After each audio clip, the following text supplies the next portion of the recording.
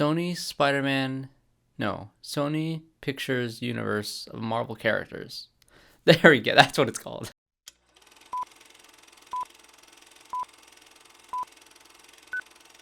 Hello everyone and welcome back to another video on the channel. Today we're going to be talking about the final film in the Sony Pictures Universe of Marvel Characters universe, and that is Kraven the Hunter, I guess. This movie is directed by J.C. Chandor, starring Aaron Taylor Johnson, Ariana DeBose, Fred Hechinger, Alessandro, Nivola, Christopher Abbott, and Russell Crowe. And like I said, this is the final film in Sony's, I guess, attempt at making some sort of cinematic universe when it comes to the villain characters that they own when it comes to the Spider-Man property. And it was somewhat financially successful at the very beginning with Venom, but then it has just been diminishing returns ever since then. And I'm going to do a video here today that is just essentially ranking all of the films inside of this mostly, I guess it is a failed cinematic universe from Sony Pictures. But this is also going to be a review for Kraven the Hunter with full spoilers. So if you have not had a chance to watch Kraven the Hunter in theaters this week, along with all the other films inside the Sony Pictures universe of Marvel characters, go check them out and then come back here and let's just jump right into this. So what is this film about? Well, essentially it follows the origin story of Kraven the Hunter, or at least the version of Kraven the Hunter that we see inside of this movie universe, because obviously if you strip Spider-Man out of the origin story for this character and you take away, you know, the villain side of this character with Sony being obsessed with making all these characters anti-heroes,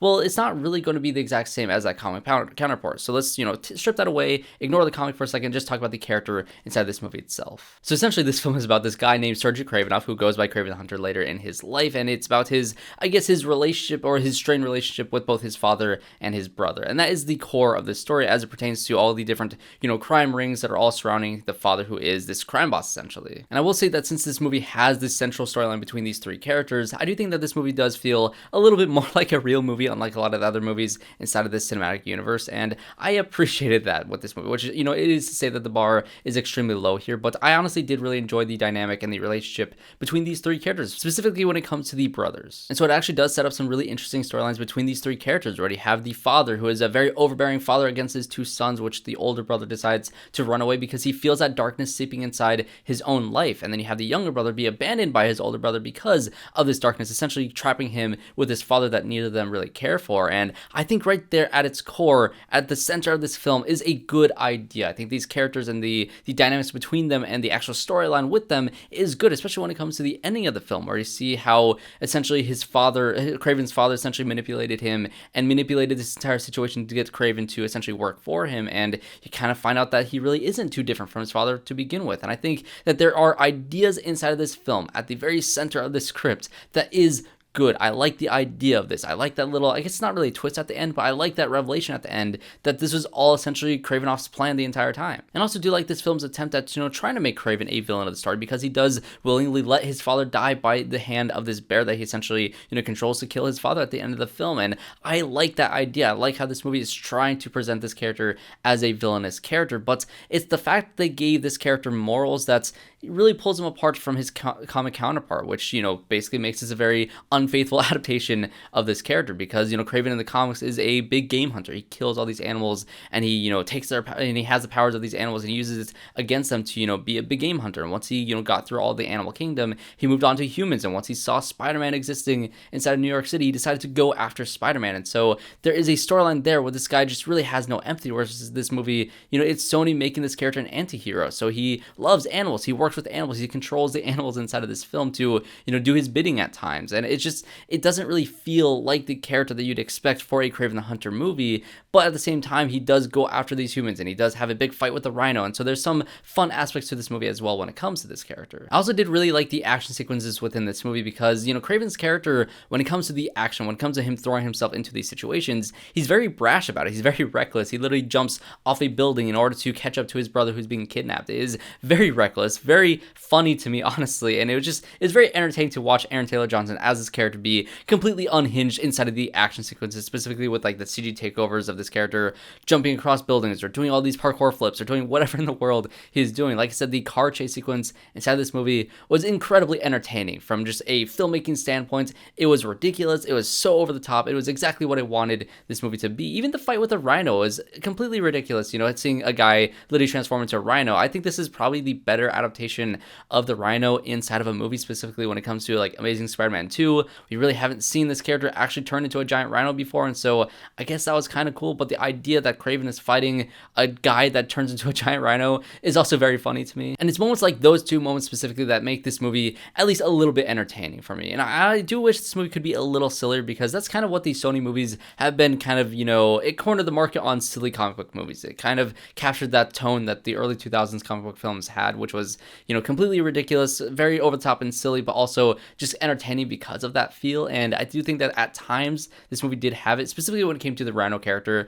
I'm not saying that the performance here was good for him, or the direction they went with this character was good, but I have to say this guy wearing the little tiny backpack the entire film was very funny to me. There's one point where he gets bad news and he makes this really weird like squealing sound.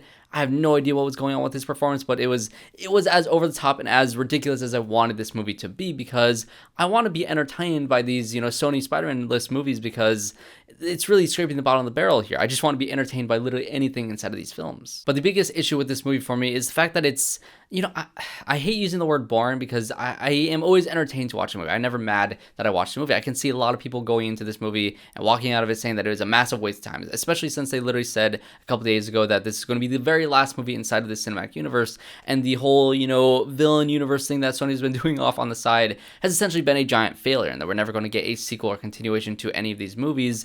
And in that sense, yeah, this movie does kind of feel like a waste of time, but at the same time, I hate trashing a movie in that way, because a lot of people worked very hard on making this movie. I can tell that the director, specifically with how he's talking about it, online, of just saying, yes, give our movie a chance. I can empathize with that idea where, like, yeah, so many people did work very hard on this film, but I think Sony's problem with these movies is that they kind of just rush these into production in order to keep the rights for Spider-Man. That these movies never feel complete. They always feel super bland and generic, and that's the problem with this movie, is it's never able to fully be an actual Kraven movie. It just feels somewhere stuck between trying to be a Kraven movie while also trying to be this very generic thing, because they can't go too far. This is at least the first, movie in this universe that is actually rated R, so they can go there with at least the violence, which did add another, layer of entertainment for me watching this movie. But there was no real point to it, because this character never ends up being a real bad guy. He's always just a misunderstood guy that just kills people. He's always doing things for the right reason. Yes, he does kill his dad in the end in a very cold-blooded way, but the guy kind of deserved it. And so you're never put in a situation where this character feels like a bad guy. I think when we just had a series on HBO called The Penguin, which did a great job at painting this character that you at least think is sympathetic for the large majority of the show, but then by the finale you find out that, yeah, this guy has always been despicable, and none of the stuff that he's done throughout the entirety of the show when it comes to his mother was for a good reason. And you just kind of look back at everything in such a poor light, and you never really get that feeling with this movie, which I think that this movie is trying to do something similar with it. And yeah, this movie just is very bland, which I guess does result in some parts of this movie being really boring. I just wasn't really too entertained when this movie was just being a normal movie for the large majority of it, which again, it's a low bar to set for these, Spider-Man list Sony movies, but yeah, it does feel like a normal movie, which makes it a little less entertaining than the Venom movies, which just feel completely, off the chains, and Tom Hardy's performance is so ridiculous and over the top and so entertaining. The cast is doing the best that they can with this story, but honestly, it feels like a kind of a waste for them. You got Aaron Taylor Johnson to play Kraven, and he doesn't really have too much in terms of like the performance here, the personality, and the, I guess, entertainment value as a big action movie star to really carry this movie. And same thing with Ariana DeBose. You have an actress who literally just won an Oscar a couple years ago for West Side Story, and now she's inside of this movie for some reason. I feel just as bad for her in this movie as I did for Adria Arjona in Morbius, who is, again, a phenomenal actress. She was great in Andor and so many things since then, like Hitman, and she was just wasted in a movie like Morbius. It's just these characters just don't have anything to do here. The one actor inside this movie that I actually did enjoy a lot was Christopher Abbott, but that's because I had no idea that Christopher Abbott was inside of this movie. He is a great actor. I loved him in movies like On the Count of Three, and I believe he's going to be in the Wolfman movie, which I'm very excited for. But I don't really know why his character was in this movie, and it was very strange to me because, again, I had no idea that Christopher Abbott was inside of this film, and I should have looked it up. I have no idea what character this guy played, because he can essentially, take off his glasses, and he freezes time, and he can count to three, and he can be somewhere else, and it was a cool power, I guess, and it was entertaining to see Christopher Abbott in this really mysterious role, and I was trying to put my finger on what in the world this character's role was inside of this film, and honestly, he was more of an imposing threat than the Rhino was, because it was more of rather than a physical threat, he was more of an intellectual actual threat and like how are they going to beat this guy that can literally stop time. It was an interesting character to go up against, but his ending, just being shot by an arrow, was a little bit underwhelming to me. But that character was at least intriguing to me because he was mysterious. I had no idea he was in the film, and I didn't know what his powers were or what comic character he's supposed to represent, and it was just intriguing to me, whereas everything else inside of the film just felt bland. I also did really like Fred Hechinger, which I had no idea was one of the emperors inside of Gladiator 2, which was really funny for me, just learning that right before recording this review. Oh shit, he was the emperor in Gladiator. I'm also keeping that in. Okay. And honestly, I did like his performance here as, I guess, the Chameleon, which I thought the reveal that he was Chameleon throughout the movie was extremely funny. The thing at the end of the film when he decides to take up his father's, mantle at the end, being able to transform into whoever he wanted to be, is very silly. I think it's hilarious that this movie trying to set up a sequel with this character, but at the same time, again, that, brotherly dynamic with him feeling abandoned by his older brother, and when he got to a chance where, he found out that his brother killed his father, and at first he was going to sell all the assets, but he decided to, decide to go through the family business and to be this crime boss now at the end of this film, setting up for him to be a potential villain instead of the next one. The idea is not necessarily bad. It's just like the execution of it just was very silly to me. And Russell Crowe as the patriarch of the KRAVINOFF family was, he's Russell Crowe doing a Russian accent, essentially. That you've seen him do that a lot of times in several other films, and so there's nothing really to talk about when it comes to that character either. And again, the actual story with these three characters and their dynamics was interesting on paper, but these performers, these actors were not able to elevate that beyond what was on the page, because what was on the page just wasn't all that great. And of course, there is the extremely noticeable ADR that's in pretty much all of these Sony Pictures Universal Marvel characters movies, especially when it came to Madame Web. That movie was specifically egregious when it came to the bad ADR when it comes to the villain of that movie, but the bad ADR is also in this movie. There's one moment in the third act where like this debris is coming down on Kraven, and he looks up at it, and it's literally a close-up of his face, not from behind. It's a close-up of his actual face where you can see his lips, and you hear the dialogue of, "You gotta be kidding me." Well, his lips do not move in the slightest. You literally hear inside of his mind, but obviously it's just really bad ADR, and you haven't heard his inner monologue throughout the rest of the movie, and so it was extremely funny to me. There's a lot of bad ADR in this movie. You can tell that the exposition was all written after the movie was already shot, or at least they were cobbled down and cut down by a lot in the post editing of this entire film. So there's a lot of shots of this movie where you see the back of people's head as they talk. At least it's not as obvious as something like Madame Web, but it's still very much in here, like it was in all the Venom movies, like in Morbius, like in Madame Web, like in all of these movies. But that's all I really have to say about Kraven the Hunter. Again, it's not that bad. I do think it had a core idea that was interesting on paper. I just don't think it was executed all too well. I do actually see some people walking out of this movie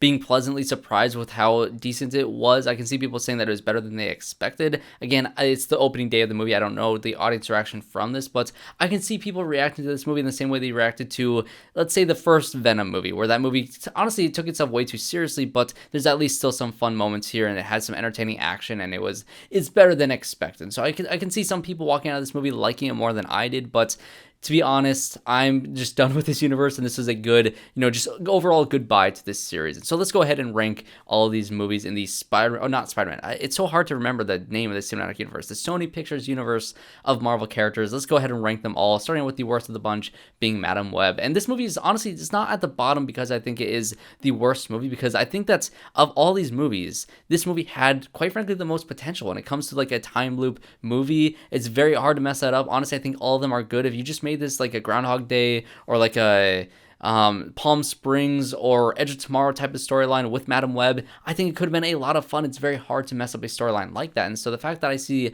so much potential with that cast and this type of storyline, it's so obvious to go in that route, and the fact that this movie did literally none of it and squandered the most amount of potential that a lot of these movies had is easily the most disappointing. Again, it's hardly a movie. It's a failure. It really is a massive failure, and it's quite disappointing. At number 5 is going to be Morbius. Again, this movie I think is, honestly, I feel like I'd rather watch Madame Web over Morbius in terms of just rewatchability, because I don't like Jared Leto. There's nothing about this movie that was really entertaining. This movie took itself way too seriously. I think Jared Leto thought he was the coolest person ever while making this movie, and I think the producers and the director thought that they were making the coolest movie ever, and it just did not work for me at all. I hardly remember a single moment out of this film besides the fact that Adria Arjona was in the movie for some reason, and her potential was just wasted entirely, and she turned into a vampire, I think, by the end. Honestly, I really don't remember much about Morbius. At number 4 will be Venom Let There Be Carnage. This movie, again, is another one that I watched one time in theaters, and I forgot pretty much everything about this film, except for the fact that Woody Harrelson was incredibly miscast inside of this movie. I just remember his performance being very off for a character like Carnage. He wasn't, that crazy psychopath that I'd like him to be inside of these movies, because they're trying to go for something silly, but it just doesn't work when, Tom Hardy's doing his best to be as silly and goofy inside of these movies as he was. He was at least entertaining in that regard, but everything else in this movie was bad. At number 3 would be Kraven the Hunter. Surprisingly, this movie broke the top 3 in this universe. How crazy is that? And after this glowing review that I had, I think you see why. At number 2 would be Venom The Last Dance, which I actually never talked about here on the channel. I actually didn't watch it in theaters. I missed it entirely, and I decided to watch it last night before Kraven came out. And yeah, this movie was at least entertaining as the ending of this trilogy, the goodbye to Eddie Brock and Tom Hardy as his character, and Venom, and the dynamic between those two characters has always been really fun and entertaining. And I think that the tone of that movie and the goodbye to that character relationships and the death of Venom was really sweet. There was a lot of sweet moments inside of this movie. Even the talk between Eddie Brock and that kid of Risa Fahn's character about aliens was really sweet. The dance with Mrs. Chen was really sweet. I honestly really like the fact that, the whole Risa Fahn's family was there in the first place. A lot of that stuff was really fun, but none of those things really make a good movie, because I think the first 2 acts of this movie just felt muddled together. It honestly didn't feel like it had an act 1 or act 2, and just decided at one point that it's act 3 now. We need to have our big, action moment with all these people turning into symbiotes randomly and just dying really quickly by this, giant monster character. And it wasn't great as a movie, but it was still entertaining nonetheless. And number 1 is of course going to be the original Venom film, which this series did peak at the very beginning of it. It has not gotten better since that very first movie, and it's just been a case of diminishing returns ever since then. And yeah, this first Venom movie, I wouldn't say it's a good movie either. I do think this movie takes itself way too seriously, but I think the thing that puts this movie over the edge for me is Tom Hardy, and his performance in this first movie I think is so much fun. I think it's the reason why that movie made as much money as it did, because for one, Venom making a big screen appearance in his own movie is a really good idea on paper. At least it sounds like a really fun idea on paper. Again, stripping Spider-Man away from that is not the smartest idea, but having Venom on the big screen with Tom Hardy behind it and having as much passion for the role did this movie a lot of favors. And that lobster scene, nothing's going to beat that lobster scene. But that's going to be how I rank the Sony Pictures universe of Marvel characters films. I'm very curious to hear your thoughts on both Kraven the Hunter and also how you'd rank these films in the comment section down below. And I mentioned this in my Skeleton Crew review, but I'll also mention it here. I'm doing a giveaway here on the channel for a digital version of Spider-Man No Way Home. I just bought the Steelbook and I already had a copy of it digitally, and so I'm giving that away to one of the commenters in any of my Skeleton Crew reviews or in one of these videos as well. And so if you do want to join for that, just comment down on any of those videos. You'll be eligible to win that digital copy, and I'll be announcing the winner at the end of my Skeleton Crew series. But that's going to be it for me. If you did enjoy this video, make sure to leave a like and subscribe to the channel to see more reviews just like this one. I hope to see you all in my next review.